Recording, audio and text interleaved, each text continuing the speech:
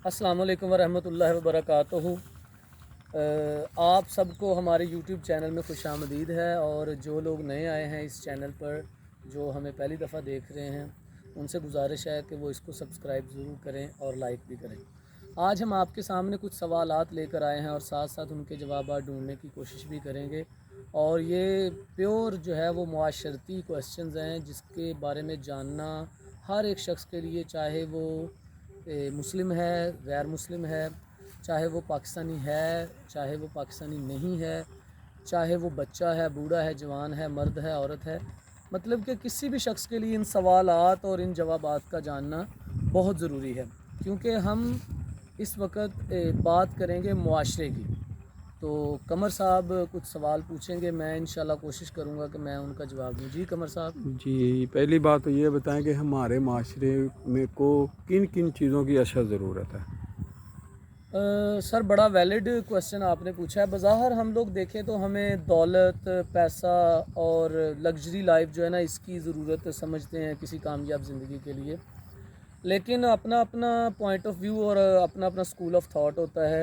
मेरे मुताबिक ये चीज़ें ज़रूरी तो हैं ज़िंदगी में, लेकिन जो अशद ज़रूरत है ना, जिस चीज़ की हमारे मुआशरे को, मैं इस्लामी मुआशरे की बात कर रहा हूँ, मैं पाकिस्तानी मुआशरे की बात कर रहा हूँ, इवन मैं ऑल ओवर द वर्ल्ड, पूरी दुनिया की बात कर रहा हूँ कि ये जो हमारा मुआशरा है, हमें अगर ज़रूरत है तो वो है सब्र की।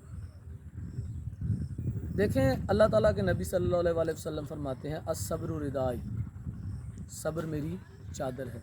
और साथ ही साथ देखें कितनी प्यारी और बड़ी बात है कि नमाज और सब्र से मदद मांगे। हमने कभी सब्र से मदद नहीं मांगी, हमने कभी सब्र को अपनी चादर नहीं बनाया, हम सब्र नहीं करते, हम बेसब्रे लोग हैं। मैं इसकी मिसाल आपको देता हूँ, आप ज़रा, आपने बात की है तो मैं लेकर चलता हूँ। ये जो एक्सीडेंट्स होते हैं रास्तों में, ठीक है, जहाँ किसी की लिखी है उसकी मौत आ सकती है, लेकिन ज़रा हम असबाब की तरफ देखते हैं। जब कोई हादसा होता है तो हादसे की सबसे बड़ी वजह बेसब्री होती है। कोई शख्स फ़ोन पे बात करना चाहता है, वो सब्र नहीं कर रहा 2 मिनट के मैं खड़ा हो के बात कर लूँ, गाड़ी ना चलाऊँ। कोई इंसान दूसरे को गलत ओवरटेक कर रहा है, वो सब्र नहीं करता और वो उसका एक्सीडेंट हो जाता है। फिर कोई शख्स इस तरह भी उसका एक्सीडेंट हो जाता है कि वो रॉन्ग वे जा रहा है, उसके पास इतना मतलब कि टाइम नहीं है, वो सब्र नहीं कर रहा कि मैं ऊपर से चला जाऊँ।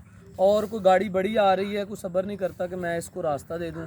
और कोई बुज़ुर्ग जा रहा है, कोई मतलब कि वो लोग उसको कुचल के चले जाते हैं, सब्र नहीं करते। तो ये बेसब्री जो है, ये बहुत बड़ी लानत है। ठीक है, सबसे पहले तो हमें सब्र करना चाहिए, हर मामले में सब्र करना चाहिए। इवन देन के अल्लाह ताला इंसान को आज़मा रहा होता है, उसके सब्र का इम्तिहान ले रहा होता है। जितना बड़ा इम्तिहान होता है उतनी ही बड़ी कामयाबी होती है। और अल्लाह ताला जब खुद फरमाता है कि मैं किसी भी शख्स पर उसकी ताकत से ज़्यादा बोझ नहीं डालता, तो देखें, अगर आप सब्र करते जाते हैं तो इसका मतलब है कि आप अल्लाह ताला की जो दी गई ताकत है, जो अल्लाह ताला ने आपको ताकत अता की है, तो कितनी आपके पास उसकी बरकत है कि आप पर अगर बोझ डाला गया तो फिर आप सब्र करें। सब्र एक बहुत बड़ी ज़रूरत है इस माशरे की, कि हम सब्र से काम लें, सब्र से मदद तलब करें। इवन देन के किसी भी मामले में हमें सब्र जो है ना वो करना चाहिए। दूसरी बात जो मैं समझता हूँ माशरे में बहुत ज़रूरी है, वो है हसद का ख़ात्मा।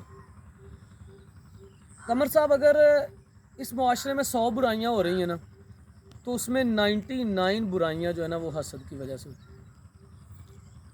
आप जादू टोने से शुरू हो जाएं, ठीक है, और किसी को नुकसान पहुंचाने तक, यहाँ तक कि कत्ल और गलत कारियाँ, बेतहाशा मुआशरे में जो बुराइयाँ हैं ना, वो उसकी बुनियादी वजह जो है ना वो सब हसद है।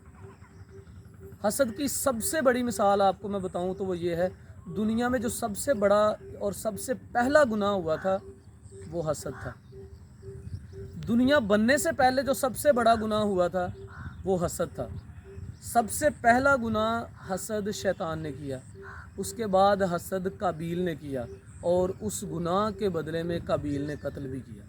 यानी कि हसद बुनियाद बनता है उस कत्ल की, कि वो अगर हसद ना करता, ठीक है, अगर वो उस चीज़ मतलब कि हासदीन में से ना होता, तो सोचें कि वो कत्ल भी ना होता। और शैतान का हसद आपके सामने, इसी तरह जो कफ़ारे मक्का थे, यहूदी थे, वो भी तो हसद ही करते थे ना।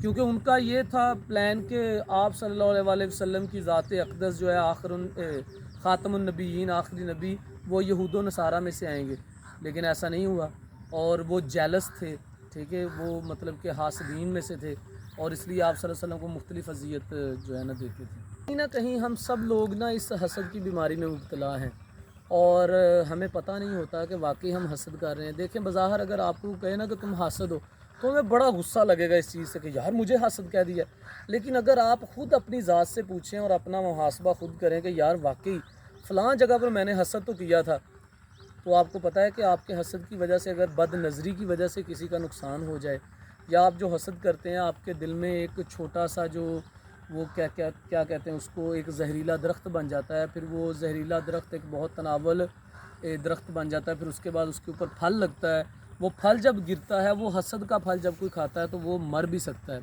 یہ میں نے ایک تمثیل دی ہے، ایک ایفٹر ایپل پکنگ جو ہے، مطلب کہ ایک نظم، اس نظم میں ایفٹر ایپل پکنگ میں جو ہے نا وہ انسان کی بے تحاشا لالچ اور ہرس اس کے بارے میں بتایا گیا۔ تو کہیں نہ کہیں ہم لالچی تو ہیں، تو حاسدین جو ہے نا وہ بہت بڑا مطلب کہ لفظ حاسدین میں سے ہونا، اور ہمیں چاہیے کہیں نہ کہیں ہم اپنے آپ کو درست کریں، دیکھیں کہ واقعی اگر ہم حسد میں مبتلا ہیں۔ آپ صلی اللہ علیہ وسلم سے جب کسی نے پوچھا کہ حاسد کے بارے میں کچھ بتائیں کہ اس کا کیا، اس کی سزا کیا ہے، تو آپ صلی اللہ علیہ وسلم نے فرمایا کہ اس کی سب سے بڑی سزا یہی ہے کہ وہ حسد کرتا ہے۔ تو یہ حسد اور لالچ اور بے صبری، ہمیں ان تینوں چیزوں کا کلا کما کرنا ہوگا معاشرے میں اچھائیاں اور معاشرے کو بہتر سے بہتر بنانے کے لیے۔ کم از کم ہمیں چاہیے کہ جس طرح کا معاشرہ ہمیں ملا ہے نا، ہم اس سے اچھا معاشرہ اپنے آنے والی نسلوں کو دے کر جائیں۔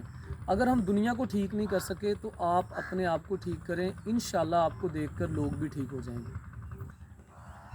جی قمر بھائی، سر یہ بتائیں معاشرے میں اخلاقیات کو ٹھیک کرنے کے لیے کیا کردار ادا کرنا چاہیے سب کو؟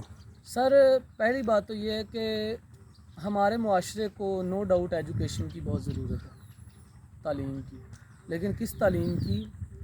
اخلاقی تعلیم کی۔ چھوٹے بڑے کی پہچان۔ جی، آپ صلی اللہ علیہ وسلم کا فرمان ہے کہ مومن وہ ہے جس کی ہاتھ اور زبان سے دوسرا مومن محفوظ ہے، ٹھیک ہے۔ تو اخلاقیات میں دیکھیں کہ، اور مزے کی بات ہے، میں اپنا میں نے پہلے بھی بتایا کہ پوائنٹ آف ویو ہوتا ہے، میری بات سے ایگری بھی کر سکتے ہیں، ڈس ایگری بھی کر سکتے ہیں، اور ہمارے چینل کا مقصد کبھی بھی کسی کی دل آزاری کرنا نہیں ہوگا، اور اگر کسی کو ہم سے کوئی اعتراض بھی ہو تو وہ ہم نمبر بھی شیئر کریں گے، وہ ہمیں درست بھی کر سکتا ہے، کیونکہ کوئی بھی انسان ہے اس کے پاس ہر وقت گنجائش ہوتی ہے کہ اس کی کہیں نہ کہیں آپ اس کو گائیڈ کرتے رہیں، اس کو آپ گنجائش ہوتی ہے کہ وہ بہتر سے بہتر پرفارم کرے۔ میرے مطابق اخلاقیات دو قسم کے ہوتے ہیں، ایک اخلاقیات وہ ہیں جو انسان پریکٹس کرتا ہے، اور ایک اخلاقیات وہ ہیں جو اس کے اندر ہے۔